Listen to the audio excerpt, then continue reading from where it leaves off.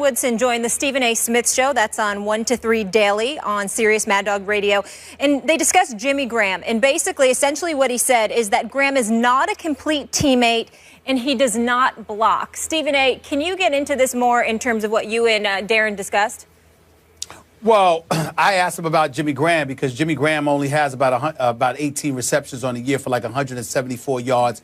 The first 2 games of this season, Skip, as you well know, he wasn't an active participant in the Seahawks offense. And even Pete Carroll came on the record and said, we've got to find a way to get Jimmy more involved. Darren Woodson essentially came on being a football analyst that he is, being a Super Bowl champion, really dissected and analyzed what he saw. And essentially said that he wasn't a teammate.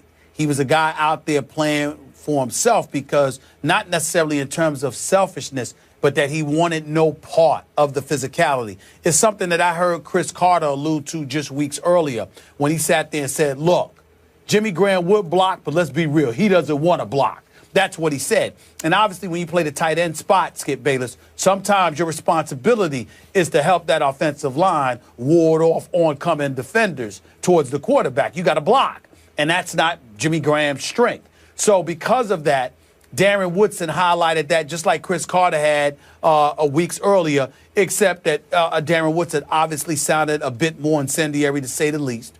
Just basically said that you're not a teammate. If you're not willing to do what your job description entails, then you're not willing to fulfill your obligations. And if you're not willing to fulfill your obligations, you're not really a teammate. You're not a part of the team. That was the conclusion that Darren Woodson came to. Now, we all know, to at least some degree, Jimmy Graham's background, how a lot of people have been getting on him lately. Outside of Rob Gronkowski, he was considered an elite tight end in the game of football in terms of his talent. We saw him humbled significantly when he went up against the Seattle Seahawks over the past couple of years. So the allure surrounding Mr. Fantasy Superstar himself, Jimmy Graham, sort of dissipated to some degree because we know that the fantasy football lovers just absolutely love him. But then he ultimately gets traded from, New Orleans to Seattle. And you're thinking, well, he's supposed to shine in this particular system. That has not been the case. And so it's been open season on him. Then now you see these stories coming out, talks about his background, talks about foster care, talk about being abandoned by his mom, talk about some of the things that he had to endure. So to call him soft in any way seems sacrilegious and idiotic. But in the end, what it comes down to is this, in my estimation, Skip. The problem with Jimmy Graham is that Jimmy Graham is a tight end that does not view himself as a tight end. Jimmy Graham sees himself as a wide receiver. Remember that beef he had with New Orleans a couple of years back when he was looking for additional dollars. He was saying, I'm not a tight end, I'm a wide out. And I guess it was the arbitrator, whomever it was, had declared that, no, you're a tight end, just like the New Orleans Saints says you are. And so they went from there because he was using it because apparently some money's allocated for particular positions and what have you. So that's what happened with that. But in the end, I think that Jimmy Graham is still a big-time talent. I think he's somebody that could play the game of football very, very well. I think it would behoove Pete Carroll, Darrell Bevell, and the Seattle Seahawks offense led by Russell Wilson to get this man more involved, because the more lethal Jimmy Graham becomes offensively, the more of a problem Seattle's offense is going to cause for opponents. With beast mode Marshawn Lynch, with Lockett and those boys, I think they can make some noise. But obviously, people are down on Jimmy Graham right now, and Darren Woodson is definitely first and foremost on that list. Yes, he is. Stephen A., as you know, I covered Darren Woodson when he was a Dallas Cowboy. He was as tough a safety as I've ever been around in my many years covering pro football. So I get where his heart is on this matter. He's basically saying, I wouldn't want that guy in my locker room on my team because I don't like the contribution that he's bringing. He's not giving what a football player needs to give at that position. And I don't want to be too hard on Darren, but you're right. There's an identity crisis here going on with Jimmy Graham because he does not consider himself playing that position. He doesn't think of himself as a tight end. Remember, at University of Miami, he was more basketball player than football player. He played all 4 years of basketball, only 1 year of football.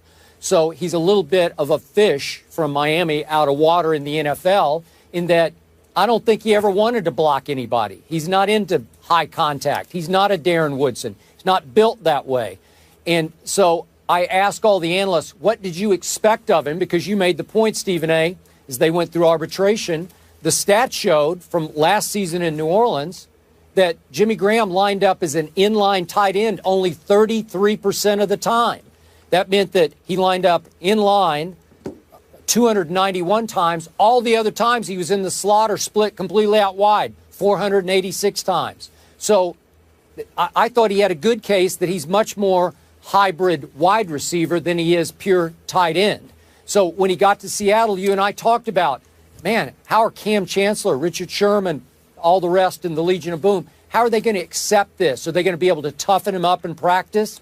Well, so far, not so good. Now, do they resent him? I don't know. I don't have any idea. But he's so far having a hard time fitting into the Seattle offense, and it may be a little bit because there's some resentment that he doesn't do the dirty work, as Darren Woodson said. But I don't think he's capable. I don't think he's built to do the dirty work. I think they just have to accept him for what he is and isn't. Well, I think they have to remember the number one reason they brought him to Seattle. Bottom line is they didn't bring him to Seattle to block.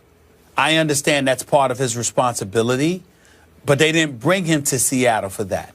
They brought him to Seattle to catch the football. They brought him to Seattle to be their version and the NFC's version of Rob Gronkowski, because we all know as it goes for tight ends, he may be the closest thing to Rob Gronkowski out there in terms of route running and catching the football from the tight end slot. If they utilize him effectively, none of this is an issue. I promise you. The Legion of Boom is going to look at him and his ability to elevate Seattle's offense, and they will gravitate to him in a heartbeat. But you don't ask a guy like that to block that much. I don't care what anybody says. You just don't do it. Because not only does he not want to, but he's not built for it, okay? He's a big boy, but he's not big and rugged like Rob Gronkowski. He's just tall and athletic. There's a difference. And when you have somebody like that, you've got brawlers and you've got boxers. He's a boxer. He's a finesse guy. He's gifted in skill. I agree. There's no rough and ruggedness to him. He might be internally stronger than they're giving him credit for, but he's not a rough and rugged kind of player. He's more finesse and skilled. And when you know that, you can't put him in a position where you're asking him to be Rough Riders. I do understand, though, where it's coming from. Remember what I told you Cam Chancellor and the Legion of Boom told me a couple of years back? We teach everyone here to attack your fears. Whatever you fear, go out there and do it, because we don't want you doing it. I don't think it's a matter of Jimmy Graham being fearful. I think it's a matter of him feeling like he's not productive unless he's catching the football and making things happen as opposed to blocking. That's part of his problem. Okay. So somebody's going to have to get into his head and modify his mindset to some degree, but at the same time, they're going to have to learn to appreciate the gifts that he brings to the table, because they didn't have it before he arrived. That's why they went out there and got him. Okay, so Stephen A., this is your other Super Bowl team, the Seahawks. They going to win at Cincinnati Sunday? I believe they will. Their offense has given me no reason to believe that, but I think that they'll come alive and they'll show up for this game. Cincinnati's very good. They're very gifted. You know, I have no faith in them in the postseason, but I think they're legit in the regular season. But they're not going to go undefeated.